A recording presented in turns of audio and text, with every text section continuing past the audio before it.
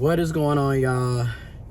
GeoFlex here, Site Perspectives, and in this video I'm going to be talking about DEI, diversity, equity, and inclusion.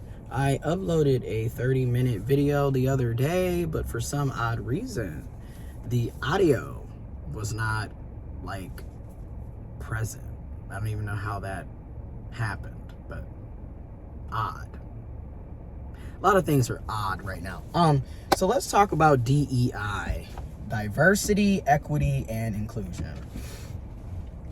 First of all, I don't understand how the USA likes to talk about being the melting pot of the world, and they brag about being the melting pot, right? Because all of these cultures, ethnicities, races, classes, religion, right, sexuality, gender, etc., are all melting together into one because of the diversity. And how can you pride yourself on being diverse but then also be anti-diversity? But then again, when you look at the USA, the history of this country has been very hypocritical and contradictory. Very contradictory. Because, again, while we were the melting pot, we also had slavery. We also were dealing with Jim Crow. We also had internment camps for Japanese Americans in the USA. Okay, we also have stolen this government. Literally, this country was founded on stolen land from Native Americans, indigenous people, and from Mexican people. Okay, because again, when you look at Texas, you look at California, that was not originally a part of the USA, honey. History. This is why critical thinking, history, and education is vital, is important. We need it. You know, we got to learn. We got to teach each other. We got to learn from each other. You know what I'm saying? But okay. And a lot of folks are finding out the hard way that they are a part of DEI, diversity, equity, and inclusion. Okay, equity. A lot of people like to say equality, but equality and equity, they have similarities, but they're not quite the same, right? So like equality is everybody gets $50. And a lot of folks are like, oh, well, that sounds good to me, but is it? Is it? Because why does a millionaire need $50? Why does a billionaire need $50? Equity is saying, you already have enough money. We're going to give the $50 to the people that are actually poor, that are working poor, that are working class, that are middle class, that are suffering. Not people who already have more than enough money to take care of themselves for the rest of their lives, for the rest of their children's lives, for the rest of their grandchildren's lives, for the rest of their great-grandchildren's lives, for the rest of their great-great-great-grandchildren's lives, right? Because when we look at billionaires, they've got money that's going to last hundreds of years. Meanwhile, people are struggling to pay rent. So equity is we need to give more money to people that are poor, working class, working poor, lower class, middle class, not folks that are multimillionaires and billionaires. Okay? That's equity, right? Inclusion is literally in the word. It's including everybody. It's not just focusing on one particular group, which in the USA, the particular groups have been white folks, European-based folks. And keep in mind, if we go back 50, 60, 70, 80 years ago, 90 years ago, 100 years ago, there's various people from various European countries that were not considered white at that time. Case in point, Italians. Irish folks weren't considered white at that time. You'd be surprised at how Arab folks weren't considered white. And arguably to this very day, as you can see under Trump's administration, you're not white. Okay, Hispanic and Latinos, you're not white. A lot of you are finding out the hard way that you're not really a part of what you thought you were. And actually, what you decided to vote against and throw under the bus, that's actually your part. You know, it's being inclusive. Cisgendered folks. The focus is not just about you. There's intersex folks. There's trans folks. There's non-binary people. Heterosexuals. It's not just about you. We're also including gays, lesbians, bisexuals, trans folks, intersex folks, pansexuals, demisexuals. The point is we're including everybody, not just you and your particular group. Inclusion. A lot of people are finding out the hard way that they are a part of DEI and didn't know that they were a part of it. Case in point, you have a lot of veterans that are literally facing issues because of these DEI divestment policies and initiatives and executive orders under 45-47's administration. A lot of people with disabilities, whether it's physical disabilities or mental disabilities or a combination of the two, are finding out that they are a part of DEI. Women, girls are finding out that they are a part of DEI, which again, women are a marginalized group.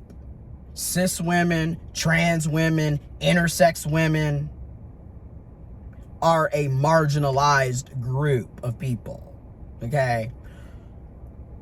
There is a SAVE Act initiative discussing eliminating people's voting rights if their birth certificate name doesn't match what's on their voter registration.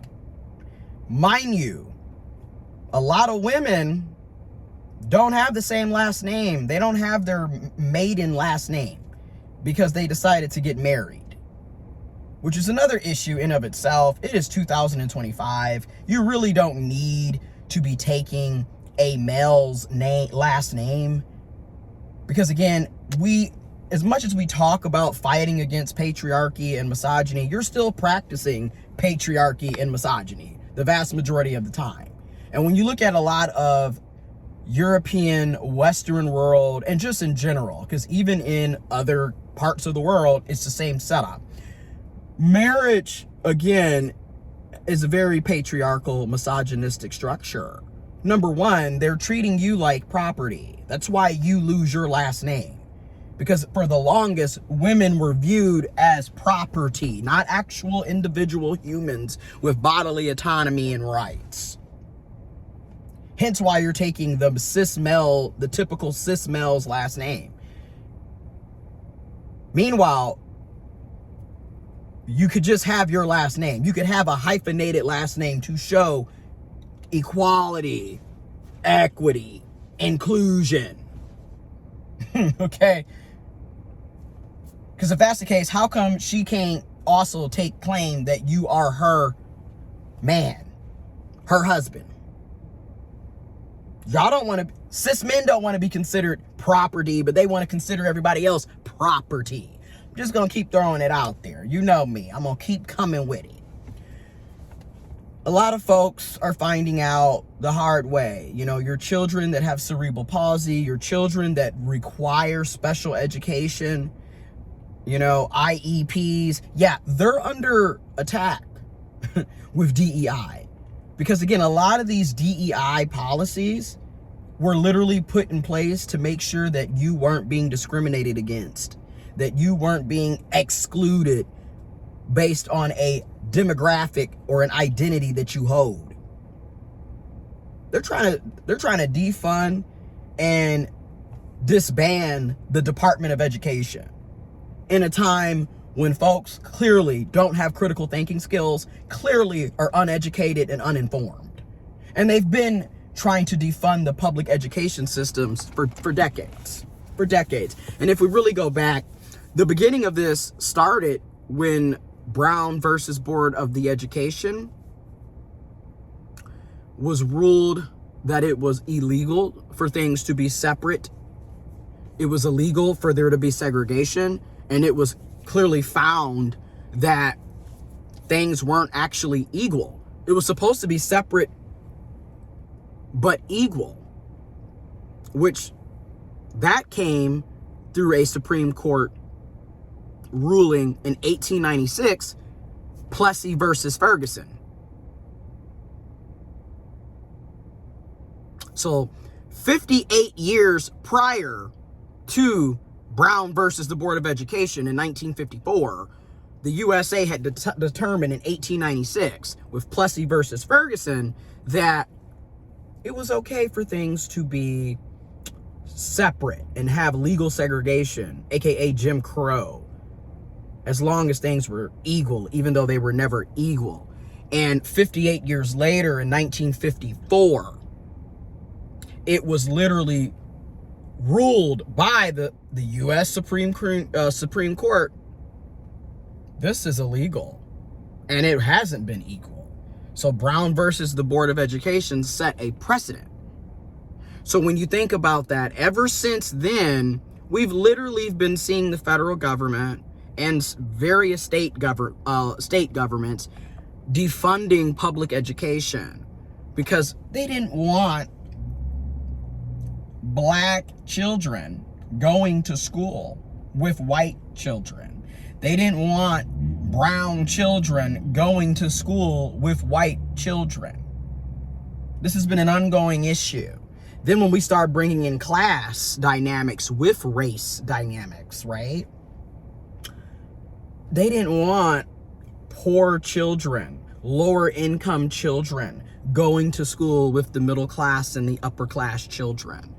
And if you don't believe me, look it up, and information is in the description box below. I strongly recommend that you also take the time to look it up, but also look at your own community schools. You ever notice how the suburbs have the better quality schools than the inner city, than the urban area? And many times the city and the urban area have way more people than the suburbs, but yet the suburbs have way more money, way more resources, and a better quality education than the same public schools that are 15, 20 minutes away in the inner city. Or even better yet, how the private schools will have all of the state-of-art education opportunities that the public schools in both the inner city and suburban areas don't have. Because money. Yet we want to talk about things being equal. But how are things equal when the kids in the inner city can't get a quality education? They don't even have up-to-date books, let alone a building that has working heat or working air condition. I went to inner city schools, and I also went to the suburban schools. So I saw this early on. Like, I was a child, I'll never forget. We didn't have heat in various classrooms in the winter in Michigan. And this was my 9th grade year. This was 2006 to 2007. So this is an ongoing thing. It's not new. Okay. A lot of folks are finding out the hard way. Now, if people's birth certificates their names on their birth certificates don't match their voting record and their voter registration, that's going to immediately take about 64 million plus women.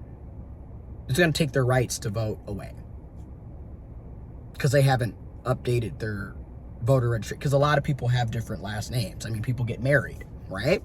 But in particular, women, because cis males are not really expected to change their last names or have a hyphenated name. Misogyny, patriarchy, it's time to call things what it is out. Okay.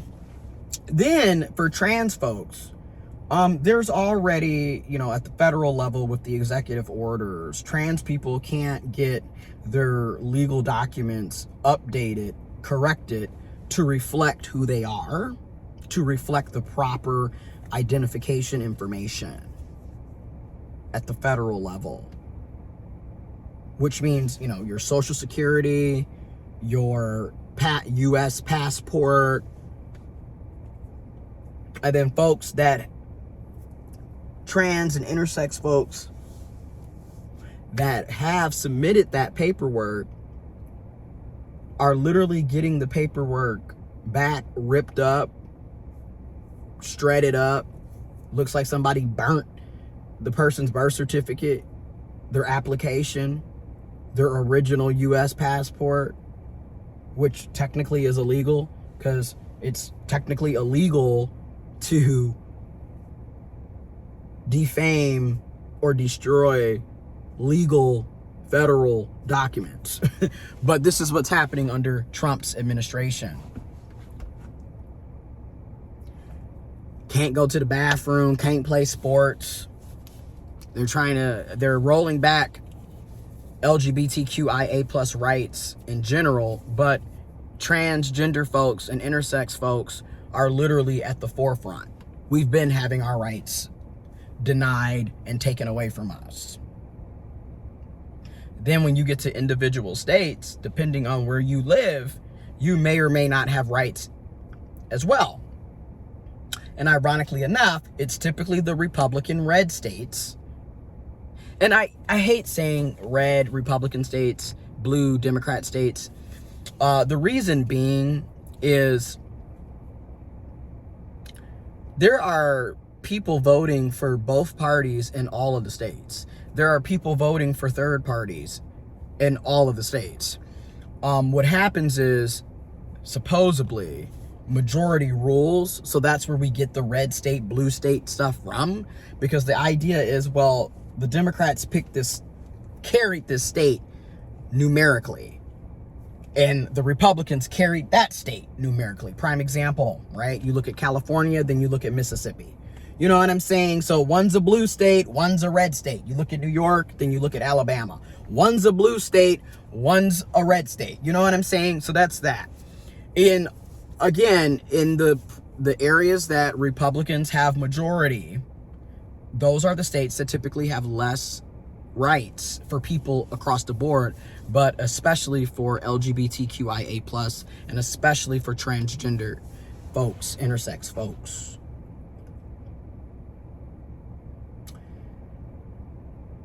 We're literally, pretty much being erased from public life. And people are just like, that's okay. Because a lot of y'all voted for Donald Trump November 5th. A lot of y'all voted for him, and now you're worrying about your family members being deported. There's literally people being detained by ICE indefinitely. Trump's administration is detaining people indefinitely and putting them in trying to put them in Guantanamo Bay. And I also want to be clear. ICE was detaining people under Biden and Harris administration as well. ICE was detaining people under Trump's first administration. ICE was detaining people under Obama and Biden's first and second administration. So I do want to make it clear this is a problem regardless of the political party. There is an issue with immigration and rights and human rights and basic human rights in this country and around this world, globally. This is an issue. So, yeah. People who are on Social Security, disability income, people who rely on Medicaid, Medicare.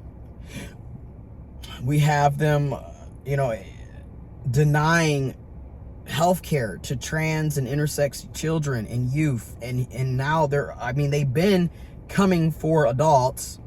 They literally stood up and said that, youth is considered anyone under the age of 19. Which, how are you allowed to vote at 18 if you're a kid? How are you allowed to enlist in the military if you are a kid?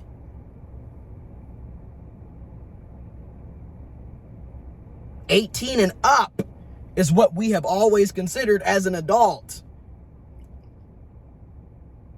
But now 19, under 19? And then if that's also the case, if that's what the federal government is saying in their executive order under Trump, wouldn't that also mean that you're saying that federally anyone under the age of 19 is a youth? So therefore, is the age of consent federally under the age of 19? When you got all of these cis males running around raping and molesting underage children, teenagers, preteens. And this isn't to say that you don't have cis women participating in it as well, but if we look at it from a numerical statistical data, it's mostly cisgendered men that are committing these acts. Yet, is there any legislation to ban them from existing? Right? Where's the ban to keep them from going to the bathroom, going anywhere where other human beings are located? Because I mean, they're typically the ones committing the mass shootings. They're typically the serial killers. They're typically the arsonists. They're typically the child molesters, the sexual predators, the rapists. Yeah, it's typically a cisgendered male. So honestly, if we really wanted to protect not only women and children, but everybody else, including other cis males, it would be to put legislation to restrict that group. But okay. The double standards and the hypocrisy is really wild to me because it's right in your face. Then we have Arab Americans who, there was a group called Arab Americans for Trump who have recently changed their name. Is that not a name change? It's legal for them and it's legal for cis people. Case in point, cis women getting their last names changed when they get married. How come it's legal for y'all to do shit, but it isn't legal for trans folks and intersex folks to do the exact same thing? The double standards and the hypocrisy. Gender affirming care also isn't just for trans and intersex people, but I'm gonna get at that in just a minute. Arab Americans for Trump recently changed their name to Arab Americans for Peace after Trump and Benjamin Netanyahu met up, who, you know, is Israel's prime minister, after they met up and then discussed how they're going to be looking at the land of Palestine, the Gaza Strip in particular, as prime real estate.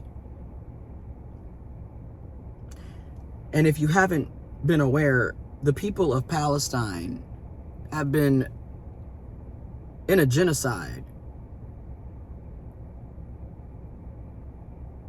since October 2023. But if we're really going to be completely honest, they've been in a genocide since 1948. An ongoing slaughter. They have been ethnic cleansing, literally wiping out an entire ethnic group, racial group, minority group, killing and slaughtering men, women, children, people, destroying entire cities, communities. Israel is also in Lebanon doing the same thing with our tax dollars. And to be fair, this was happening under Biden and Harris administration, and it's also happening under Trump's and Vance administration. So, you know, I'm just going to call a thing a thing.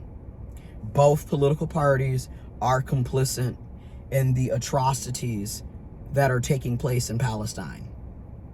Both political parties are complicit in genocide of the Palestinian people. Call it out, right? Call the hypocrisy, the double standards, and the wrongdoing out across the board, is my point.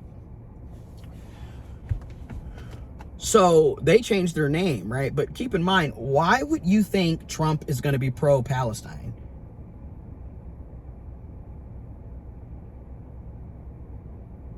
And at the same time, I get it. Biden and Harris administration were the ones previously in office. So for a lot, not all, but for some Arabic people, some Palestinian people,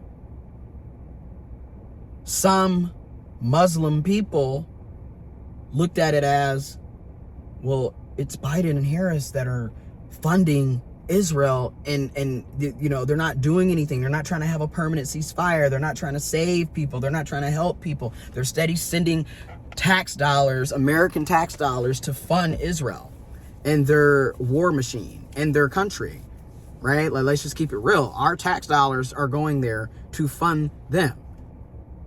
And then the out-cold part is, in Israel, people can get abortions. People can go to college for free.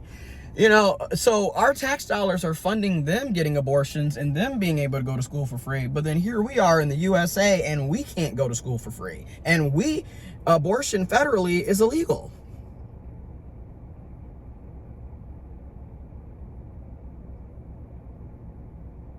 As of June 2022. Now, individual states have abortion rights, reproductive health rights. And again, this is also based in misogyny, based in patriarchy.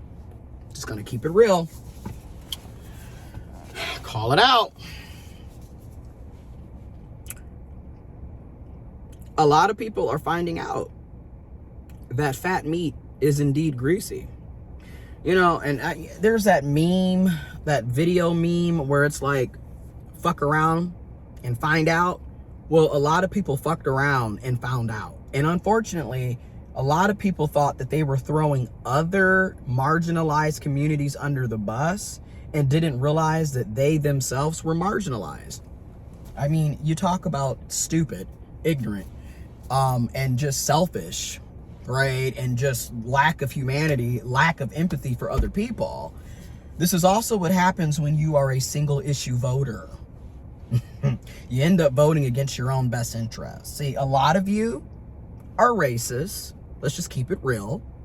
Homophobic, transphobic, misogynistic, sexist, classist, xenophobic, Islamophobic. You're bigots. So you willingly went out here, ableist. You willingly went out here and voted thinking, oh, well, that's the trans folks. Who gives a fuck about them? That's the queer folks. Who gives a damn about them? Okay, that's the LGBTQIA. Who cares? Meanwhile, you're Hispanic, you're Latino. You've got family members that are quote unquote not legal American citizens. And then some of you are not legal American citizens. But, fuck the queer folks. Yet, you threw yourself under the bus. A lot of white folks, racist as hell,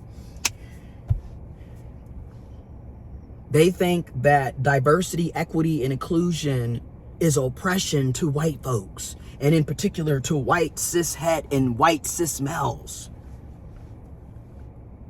Right? Because including black and brown folks, Asian and Pacific Islander and indigenous folks, and women, and trans and intersex and queer and LGBT folks, and disabled folks, including all of us, somehow is a problem for white cis men, white cis het men, white folks.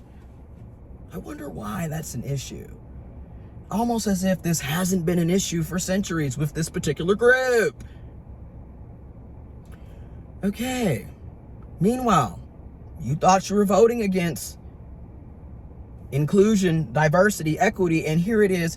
Your white ass is the one that's predominantly on Section 8. Your white ass is the one that's predominantly on food stamps. And yet, who is trying to take those opportunities, those social safety nets that all of our tax dollars are funding away? The person you voted for. How you like them apples? A lot of y'all sitting up living in trailer parks, voting against your own best interests. Just gonna call a thing a thing. But because you don't want your black neighbor, your Hispanic Latino neighbor, your Native American indigenous neighbor, your Asian, your Pacific Islander neighbor. You don't want other races and ethnicities to have the same access to those social programs. Section 8, affordable housing, housing choice voucher, public education, healthcare, Medicaid, Medicare, food stamps, EBT, food assistance, SNAP, WIC. You don't want them, you don't want the other races and ethnicities and cultures to have the same benefits. So you voted against it, not realizing that you're also on those benefits. A lot of y'all willingly went out and voted against your friends and family members having rights, and also against you, yourself. A lot of y'all went out here and voted against your disabled family members.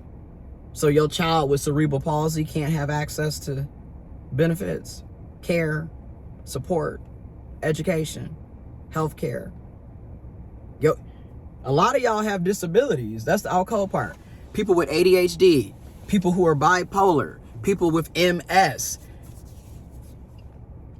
There's a lot of us walking around with disabilities. A lot of us have pre-existing health conditions that y'all voted against. And y'all about to find out the hard way if things get implemented. Thankfully, at the current moment, we've got lawsuits left and right from Democratic attorney generals, from ACLU, from Lambda Legal, and we also have U.S. district courts and U.S. district judges putting in blocks to stop Trump's executive orders from fully being implemented for the time being. At this point, you need to be calling your elected officials. You need to be texting your elected officials. You need to be writing your elected officials. You need to be protesting and rallying outside of your state capitals, of your city council, your town halls, your board trustees. You need to be out here. Go to your Congress folk. Go to your senators, your state senators, your state house reps, your U.S. senators, your U.S. Congress, your governors, your lieutenant governors, your attorney generals, your mayors, your city managers. You need to be out here voicing your concerns about these policies and how they're impacting folks and taking away rights and denying people basic human rights and access. We talk about life, liberty, and the pursuit of happiness, but apparently that is only for white, cisgendered, heterosexual men with money and power. And they better be Christian Protestant. And they better be able-bodied. Because all the rest of us, apparently, that's not for the rest of us. That's only for that particular group. White supremacy, racism, misogyny, toxic masculinity, transphobia, homophobia, biphobia, xenophobia, Islamophobia, classism. All of this is all interconnected. This is why when you think about Dr. Kimberly Crenshaw and intersectionality and the critical race theory, this is why this is discussed. This is why this education, this information, this knowledge needs to be widely accessible, because people need to be able to understand how we are implemented in this bullshit. We are interconnected. What happens to one ends up happening to all. And y'all thought it was just going to be a war on the transgender intersex people, on immigrants, on Hispanics and Latinos, on whoever, on women, on girls, but it ended up being a war on everybody.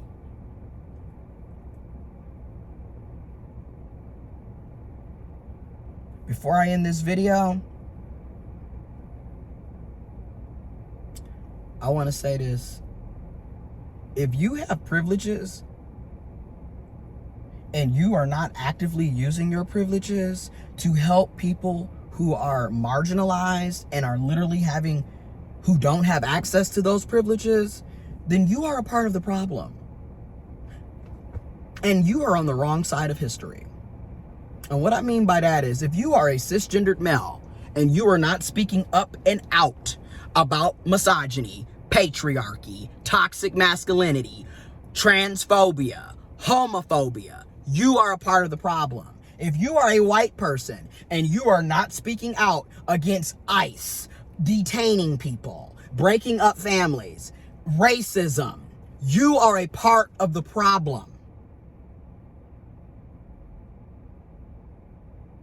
If you are a heterosexual and you are not speaking up against homophobia, biphobia, transphobia, you are a part of the problem. If you have more money, you have more resources, you have more wealth, and you're not speaking out against classism, poverty, you are a part of the problem. And also, bring it in, because I'm about to say this as well. Trans men, intersex men, masculine people.